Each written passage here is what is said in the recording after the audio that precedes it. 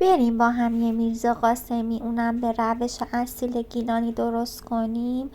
مادر خانومی بنده میرزا قاسمی رو عالی درست میکنه. امروز بریم با هم به روش مامانم این میرزا قاسمی خوشمزه رو درست کنیم.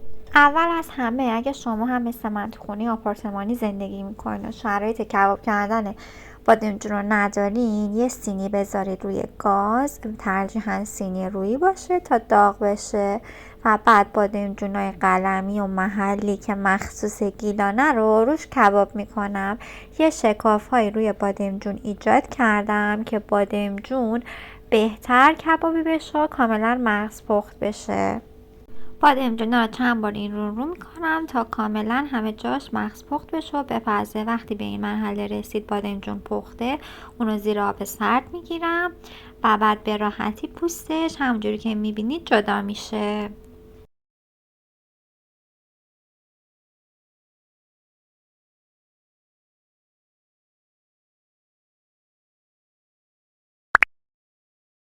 همه بادمجونای کبابی شده رو همینطوری پوست میکنم.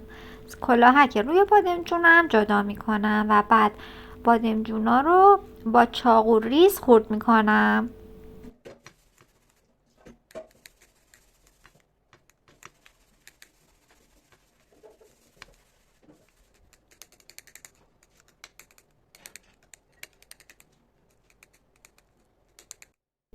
دوتا گوجه رو از وسط نصف میکنم و بعد با رنده ریز رنده میکنم و پوست گوجه رو دور میریزم.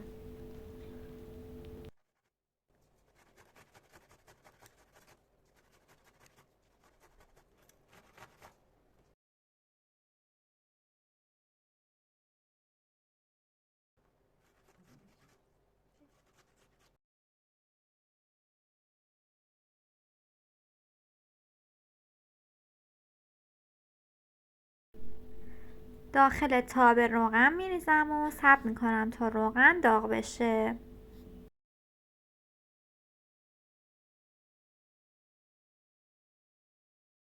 سیر رنده شده رو بهش اضافه میکنم. این سیرایی که من دارم استفاده میکنم سیر گیلانه و خیلی تند و تیز نیست، به خاطر همون من مقدار بیشتری ریختم. اگه شما از سیرهای غیر محلی دارید استفاده میکنید میزانش رو کمتر بریزین.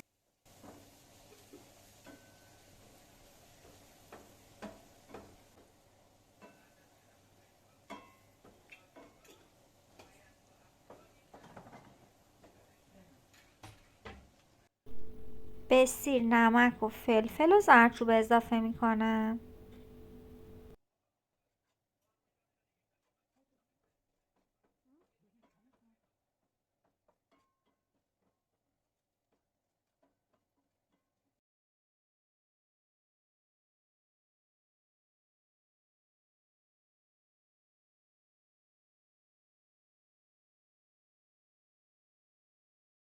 دو تا تخم مرغ داخل سیرها میریزم.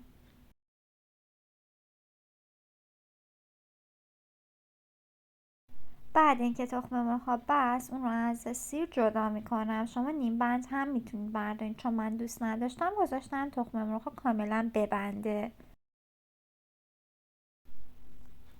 گوجه رنده شده رو هم به سیر اضافه میکنم. یه نکته بگم، میرزا قاسمی اصلی که تو گیلان درست میشه رب نداره. خیلی از رستوران ها یا جاهای دیگه دیدم که به میرزا قاسمی رب میزنن ولی میرزا قاسمی اصلی رب نداره. ولی حالا اگه شما دوست داشتید میتونید اضافه کنید.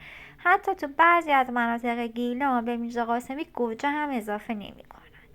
این از نکته بود که من میدونستم و دوست داشتم بهتون بگم. بادمجونا رو هم که خورد کردم و به گوجه اضافه میکنم و با هم سرخش میکنم.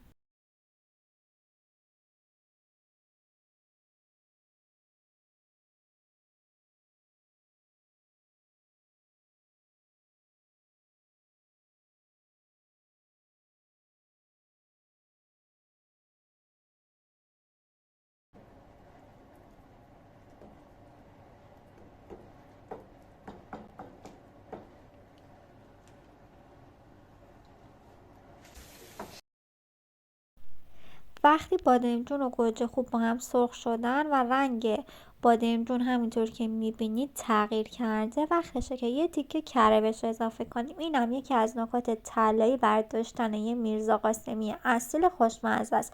حتما اواخر پخت یا بهش کره یا روغن جامد اضافه کنید. من ترجیحاً کره رو پیشنهاد میدم چون هم بهتره هم خوشمزه ترش میکنه.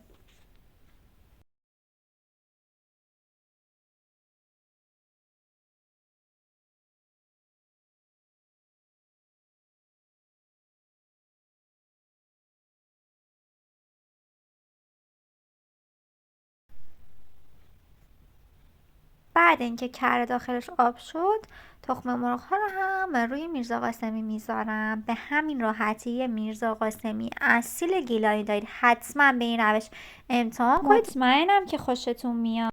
برای دیدن ویدیوهای بیشتر کانال مهتاب پز رو سابسکرایب کنید.